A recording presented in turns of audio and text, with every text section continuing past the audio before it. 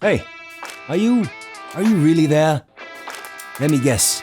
You're sitting there with your phone in your hand, just finished the message, and as you hit play to watch this video, new notifications are already flashing up again. I'm part of your 34-point to-do list, and you're already thinking ahead of what to do next. Close? And me? Well, I'm also fighting for your attention.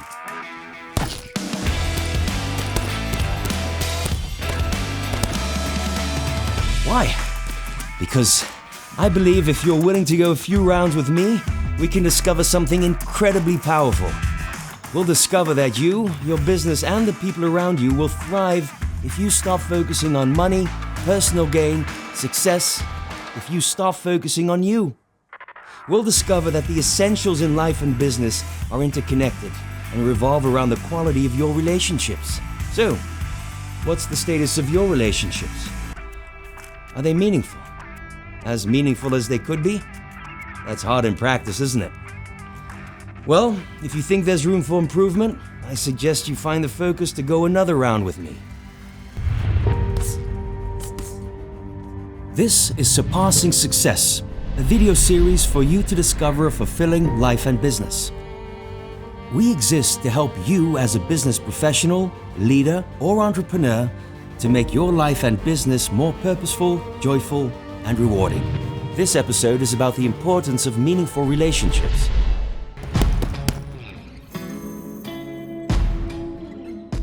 So let's be honest for a moment. How many times have you used people for your own advantage? You may say, well, I try to be nice. Well, good for you. But on a deeper level, how often have you looked at people as a means to an end? As a way to make you happy? To do your work? To make you money? To further your career? So I met the CEO once, and he told me he had just fired 120 of his employees. He did that with an email, and he was actually proud about how he handled that. When I asked him why, he told me that in his mind, in order to make the right decision for the company, he should absolutely keep all emotion out of the equation, and as a consequence, refrain from any sort of close relationships with his people. Wow, it must be lonely at the top. But funny, right? How in real life, a mountaintop is rarely considered a good place to live. The higher you find yourself, the lower the oxygen levels drop. Above 8,000 meters, those levels have dropped to circumstances mountaineers call the dead zone. A place where without an oxygen mask, one feels exhausted, disconnected. With every extra hour spent there, your blood will start to get more viscous, increasing the risk for severe frostbite. Your mind more and more clouded, more likely to make stupid decisions. Anyway, too much time in the dead zone will inevitably lead to your own demise. See the analogy? You need other people. We are in fact emotional and relational creatures. Whatever you tell yourself, you need relationships that are meaningful, that feel safe, yet challenge you, invigorate you. Meaningful relationships are like oxygen for the soul. Still, the thought that one should refrain from any real and authentic emotions and relationships has slipped deep into the way we think about relationships in business. Hence our email executioner CEO. But does that sound like a life lived well? Like the sort of career, the sort of life for that matter, that you will ever look back on feeling satisfied or fulfilled? Well, I don't believe so. And I have some pretty strong science to back me up. What if we could study people from the time that they were teenagers all the way into old age to see what really keeps people happy and healthy? We did that. For 75 years, we've tracked the lives of 724 men. We interview them in their living rooms. We get their medical records from their doctors. We draw their blood. We scan their brains. We talk to their children. We videotape them talking with their wives about their deepest concerns. Their conclusion? Close relationships, more than money and fame, are what keep people happy throughout their lives. Those ties protect people from life's discontents, help to delay mental and physical decline, and are better predictors of long and happy lives than social class, IQ, or even genes. So it simply pays off, also on a deeper level. Relationships give meaning, self-validation, shape identity, enrich feelings and emotions. They shape you and make you. Oh, and that's not any different in business. If you really tab into building close and meaningful relationships within your organization, your client network, and with your suppliers, there's a high probability that you'll build something incredibly strong.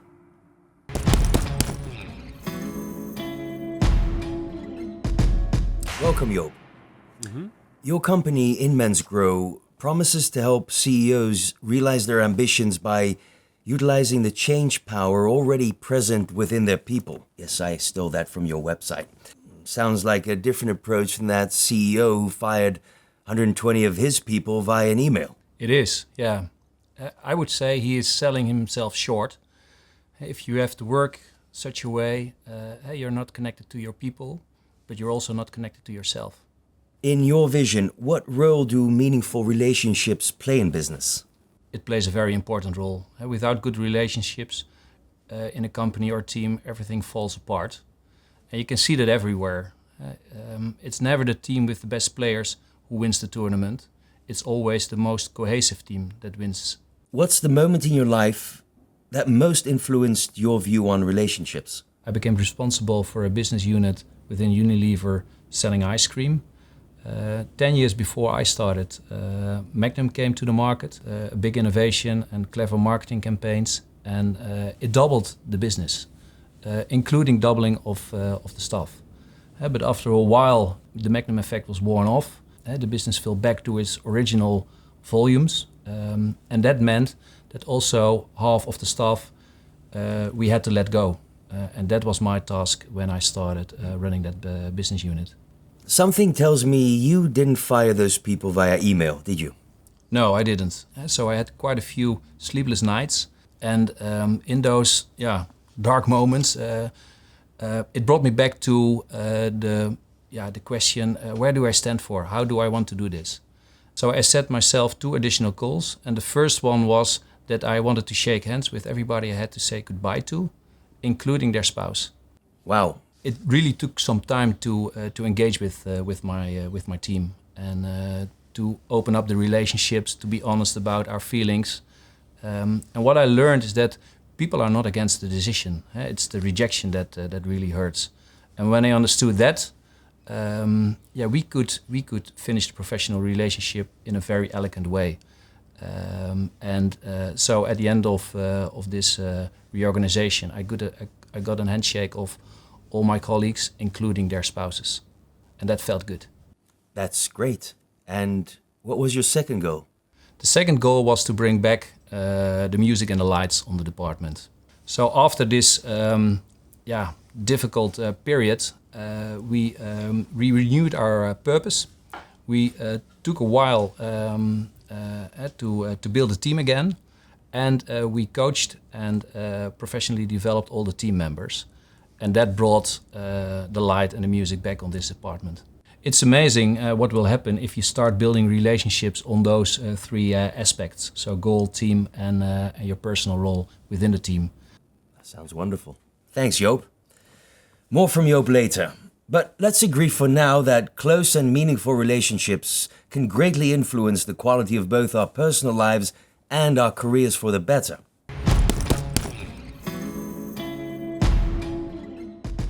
The only question that remains is, how do we build them?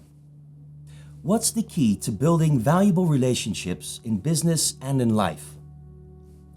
The brilliant social scientist Brené Brown struggled with the same questions, and she put in years and years of work researching the personal stories of hundreds of people for their ability to form these meaningful connections.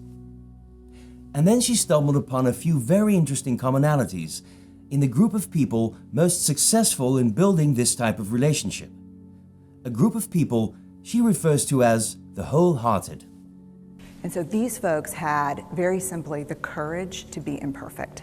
They had the compassion to be kind to themselves first and then to others, because as it turns out, we can't practice compassion with other people if we can't treat ourselves kindly. And the last was they had connection, and this was the hard part, as a result of authenticity. They were willing to let go of who they thought they should be in order to be who they were, which is, you have to absolutely do that for connection. The other thing that they had in common was this: they fully embraced vulnerability. They believed that what made them vulnerable made them beautiful. They thought this was fundamental.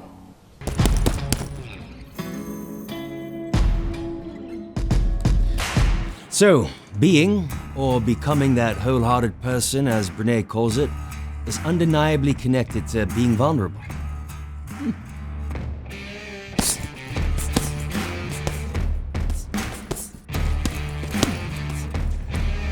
I remember my first sparring session like it was yesterday. Nope, not particularly proud of it. Every time someone just put a little pressure on me, I would duck. I would simply turn my back on my opponent, hide my head in my gloves, and crouch to my knees. It's the worst thing one can do in boxing. Just guessing here. But you would never let that happen, would you? Still, that's exactly what we tend to do in relationships. Why? Well, because we want to avoid pain. We're afraid for the feeling of a punch landing on our soul. But then we respond in ways that work totally counterproductive. If we completely step out of the game, flee the relationship, there's no soil for any sort of meaningful connection or relationship to grow. Next session, I'm making progress. I'm no longer turning my back. Nope, this time, I'm mowing my arms around like a madman. Allow me to clear up some misconceptions you may have about boxing. You may think of it as a violent sport, like Muhammad Ali looming for that knockout punch. And I get where that's coming from. But most of what a boxer does is simply sparring. Think of sparring as a dance, like improv. It's often playful, respectful, at about 60 to 70% of your real punching power, helping you to gain stamina, practicing moves, holding your composure when the shots land. So yeah, turns out I didn't read the room well. Over the last few years, I'm moving closer to the conviction that it's exactly like that in relationships. No pain, no gain. You need to accept that you may get hurt from time to time, but if you want to give relationships a chance to grow healthy, valuable, and meaningful, you need to truly and truthfully engage. It's what the German-American philosopher Paul Tillich called the courage to be, a life philosophy which involves embracing one's vulnerability and taking risks to live a life of meaning and purpose. The guy must have been a boxer, I swear. But how are you holding on? Is all of this sounding just terribly naive, or are you still with me? I would understand. After all, if you let your guard down with the wrong person, he might just end you. Let's cut back to my conversation with Joop. He had a few interesting takes on the matter.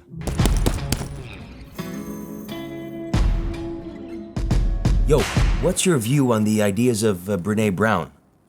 What role does vulnerability play in building valuable connections and relationships? I'm a big fan of Brené Brown. People who only share the perfect image of themselves, they create a wall. And that wall obstructs relationships. And vulnerability will break down that wall. That's the beauty of vulnerability. Therefore, vulnerability is essential, but it's not magic. It's not a cure-all. It's not a cure-all. Okay, let's break it down. What's at the foundation of every good, healthy relationship? I would say trust, healthy boundaries, and authenticity. Trust is the starting point of every good relationship. If two people start a relationship, if there's trust, they will open up. And trust in relationship to yourself, but also trust in the other person. So trust will help to open up. You mentioned healthy boundaries. Could you give us an idea of what healthy boundaries look like? Yeah, wholehearted people are not only vulnerable. Vulnerability shouldn't lead to emotional manipulation. For example, here's my problem. It would be nice when you solve it. So a wholehearted person takes full responsibility for his or her emotions. And that's the mature level you want to cooperate together.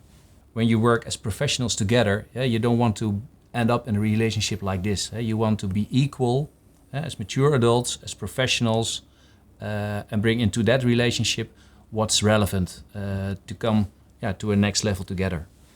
And then you mentioned authenticity? Yeah, we define authenticity as when who you are and what you do are aligned and genuine. Authenticity brings in things like, hey, this is who I am, who are you? These are my values, what are your values? This is what I want, what do you really want? And these are my talents, but I'm not complete. What are your talents? And how can we work together based on your talents and my talents? So the beauty with talents is that they are limited. So you need always somebody else. And that can bring both persons to the next level. So there's always with talents something to give and something to gain.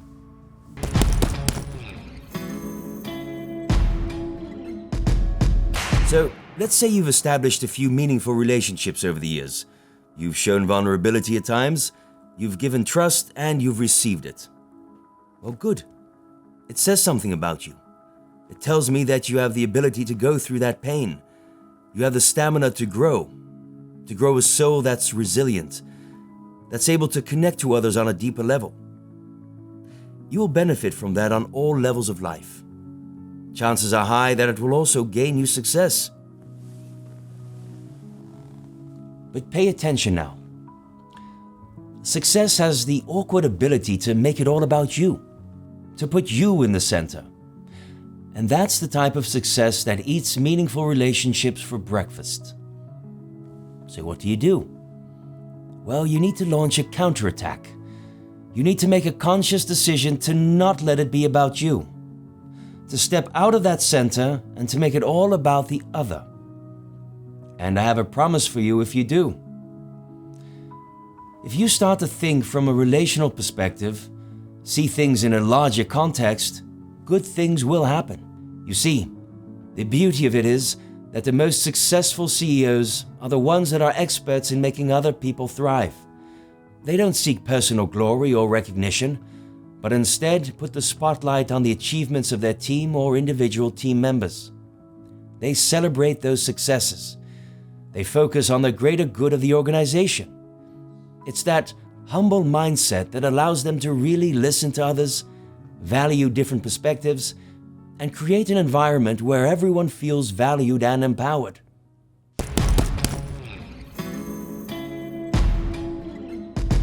Well, you made it till the end. Thanks for sparring with me. Guess you never looked at boxing like this before, did you? But let's look back. What did we discover? We are relational creatures, so life should not be about money, success, status, or ego. It's all about relationships.